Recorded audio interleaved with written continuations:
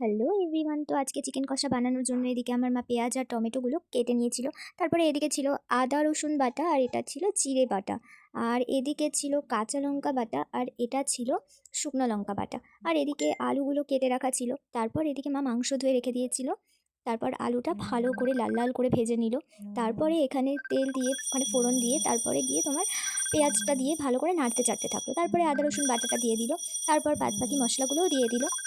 তারপর সব কিছু দেওয়া হয়ে গেলে তারপরে নুন আর হলুদ, যেটা কম্পালসারি আর কি দিতেই হয়, সেটা দিয়ে দিল। তারপরে গিয়ে ভালো করে মশলাটাকে কষিয়ে নিল। ভালো করে কষানোর পরে ওর মধ্যে টমেটো কুচি দিয়ে দিল। এবার টমেটোগুলো দেওয়ার পরে ভালো করে কষিয়ে নিয়েছিল। তারপরে মাংসগুলো দিয়ে ভালো করে নেড়ে চেড়ে নিচ্ছিল।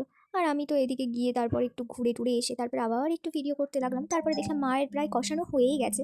তো এদিকে পুরোপুরি তারপর কষানো হয়ে গেলে তারপরে মায়েদের জল দিয়ে দিয়েছিল। তারপর ফুটে উঠলে তারপর সুন্দর করে নামিয়ে আমাদের চিকেন কষা রেডি। আর এদিকে ছিল স্যালাড।